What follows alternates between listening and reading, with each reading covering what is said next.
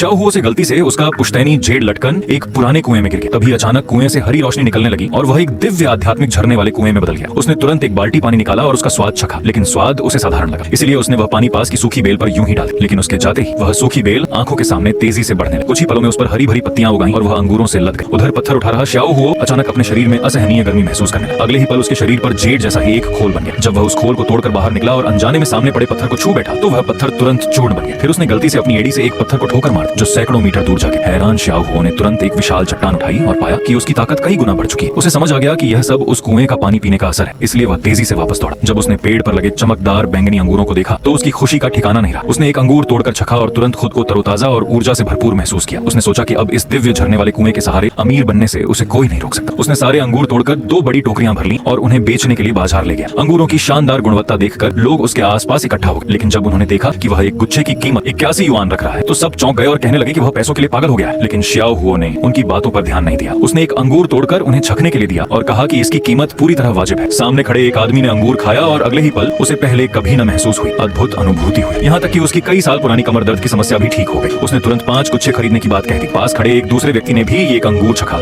और उसे भी ऐसा लगा मानो वह स्वर्ग में पहुंच गया। यह देखकर लोग शाओ हुओ कि अंगूर खरीदने के लिए टूट पड़े। उसी समय यह दृश्य सुपरिवार के होटल के मैनेजर ने देख लिया। उसने कुछ गुच्छे खरीदकर अपने चेयरमैन को चखाए। अंगूर खाने के बाद चेयरमैन को ऐसा लगा जैसे वह किसी शांत और पवित्र मंदिर में बैठा। उसने कहा कि ये अंगूर सांस लेने को आसान बना देते और यहाँ तक कि उसके अस्थमा में भी राहत दे रहे हैं। उसने तुरंत मैनेजर को आदेश दिया कि अगले दिन जाकर शाओ हुओ के सारे अंगूर खरीद लिए जाएं। दूसरी ओर शाओ हुओ ने सिर्फ एक दिन में 3000 से अधिक युआन कमा लिए।